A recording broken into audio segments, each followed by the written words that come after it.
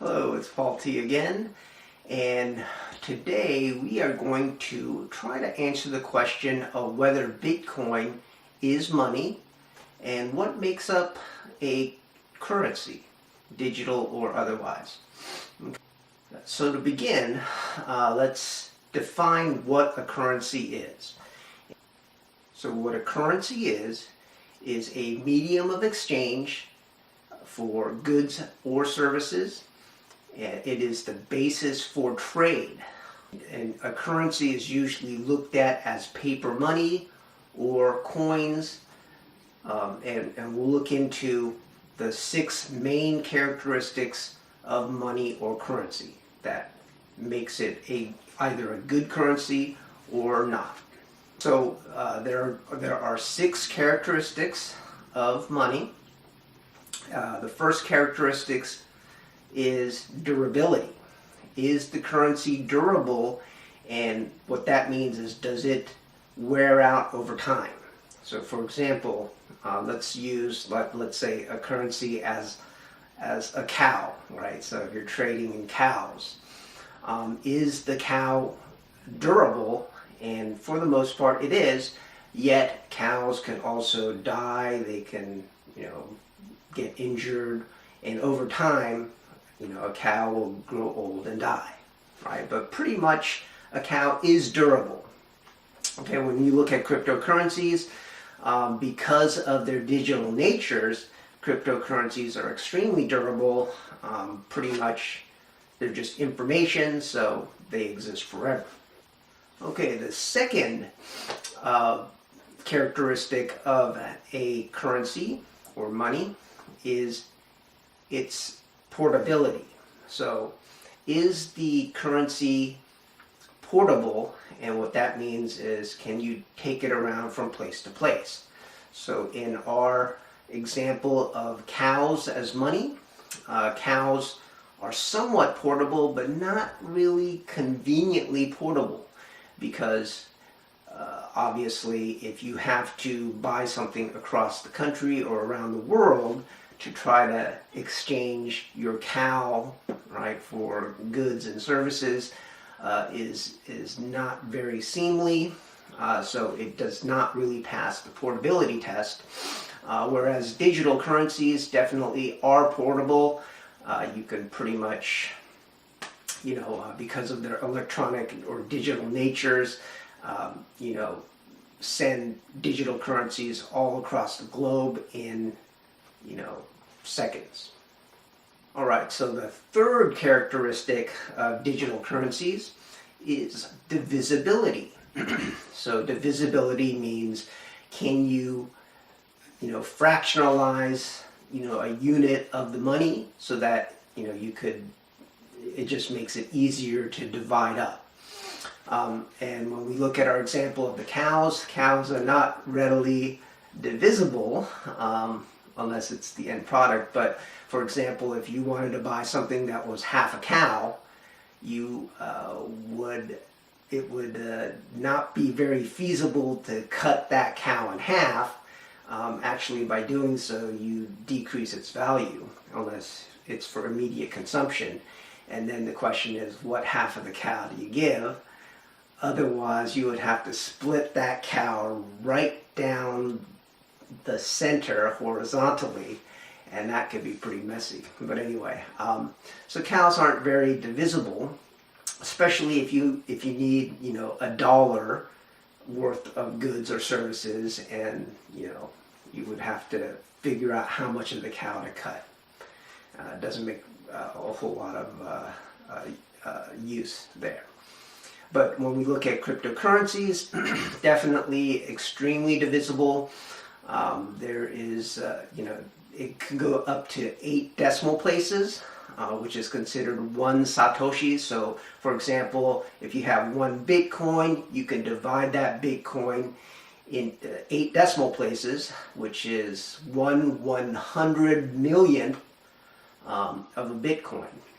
So extremely divisible, and it's just as easy to have 1/1 millionth of a Bitcoin to trade a full Bitcoin or multiples thereof. So So extremely divisible in that way. All right, so the fourth characteristic of money or currency is its uniformity. So is this money uniform? In our example of cows, not all cows are the same. So one cow actually may be worth more than another cow. You know, they could be different ages.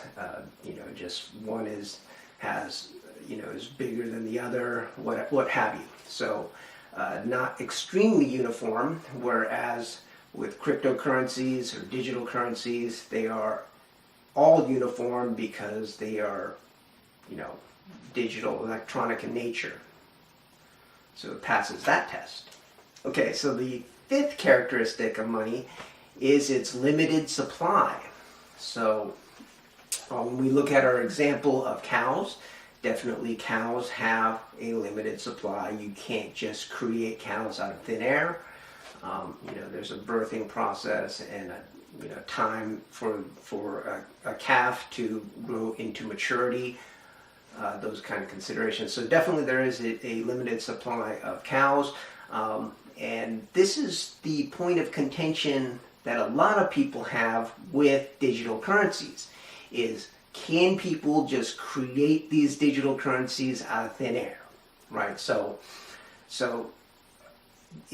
this really requires you to trust the development team. But I think because, and I'm not 100% sure on this, but I think that because of the nature of blockchain, once a digital currency is created, even if the development team wanted to add more of the cryptocurrency, just create it out of thin air and just add it to the total supply, they might not be able to do that because of the nature of blockchain. Because you would have to alter the blockchain to add more supply. So for example, with Bitcoin, there was a limited supply, and then they had created a way that you can mine Bitcoin, so it gets harder to mine over time, but there is an endpoint where you would not be able to mine any more Bitcoin. There are other cryptocurrencies like ZEM or NEM, New Economy Movement, that have a finite number already created at the outset. So, there's already a limited supply built in. And then the question is, if the development team wanted to at a later date, could they actually mint more of the cryptocurrency at will, right? And so that is the question that a lot of people have about digital currencies. And my answer to that is I'm not 100% sure, but I do believe that there are limits because of the blockchain technology, that you can't just at will add to the supply out of nothing, right? Because in order to do that, you would have to alter the blockchain, and then you would not be permitted to do that because of the nature of the blockchain technology. So it is my belief that there is a limited supply of digital currencies because of the nature of blockchain technology. Okay, and then the final and sixth characteristic of money would be acceptability. And when we look at our example of cows, not a whole lot of people will accept a cow as a payment for goods and services. So it's not super acceptable, except maybe in some cultures where, people tend cows and it's easy to take care of them, and that's what they do. But for the most part, not acceptable. When we look at digital currencies, now we have acceptance at some levels. Some people are willing to accept, cryptocurrencies like Bitcoin as payment, right? And there are, ways the technology has developed where they are able to make that trade instantaneously. And I think more and more, as people use these digital currencies, that they will become more and more accepted. But as of now, digital currencies are not fully accepted. There are, progress being made, but as of now, and then the question really is, in the future, will they be accepted as currency? And that we don't know. Only time will tell. And when I'm talking about accepted as currency, I'm not talking about it being traded on an exchange, because that happens, every day, and multiple times a day with high volume levels. Billions of dollars of cryptocurrencies are being traded every day, but they are not traded as to be exchanged for goods and services, right? That's where I think a digital currency, cryptocurrencies, once they become mainstream enough where they are accepted as payment for goods and services, then it becomes a true currency. Now, I do want to differentiate in terms of value, right? So people ask, do cryptocurrencies have value, right? And my answer to that is yes, they do. There are two different types of value. Okay, one is intrinsic value, right? So intrinsic in the cryptocurrency itself, does it have value just because it is what it is, right? A lot of people say gold has intrinsic value. Just because it is gold, it has value, right? Because it's a rare earth element. But the only reason why gold has, this type of value is because people accept it, right? And from early on in human history, gold has always been accepted as having value. But that itself does not give it intrinsic value, because intrinsic value has to do with usefulness. So for example, most commodities are being bought and sold. So people purchase commodities because they perceive they have value. They have a use value. So for example, you buy corn and you can eat it. It gives you sustenance.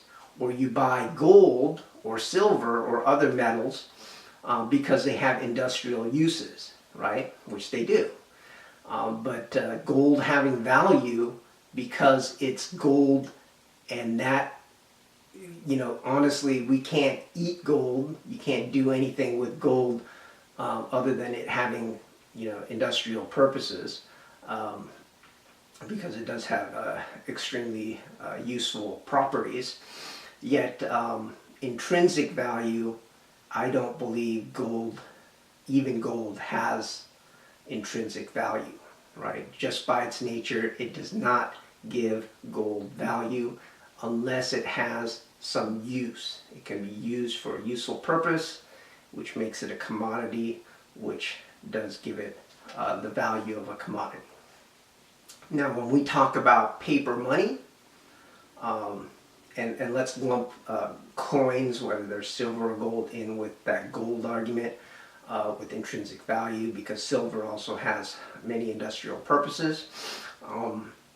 But when we look at paper money or fiat currencies that are not tied to anything with commodity value or intrinsic value, then I would say, paper currency has no intrinsic value, and it only has value because it is accepted as money, right? So in that sense, I feel that digital currencies and fiat currencies are fairly much the same, right? The only thing that distinguishes them, and actually digital currencies have a lot more upside, and because of their natures, digital currencies are more divisible, more portable, more durable and more uniform, right, than physical paper money. And possibly there is a revolution towards digital currencies, which may be inevitable. I do believe that it is inevitable.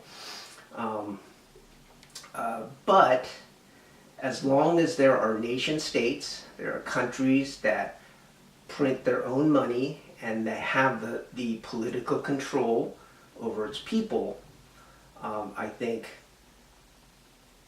a decentralized digital currency will be discouraged at some level.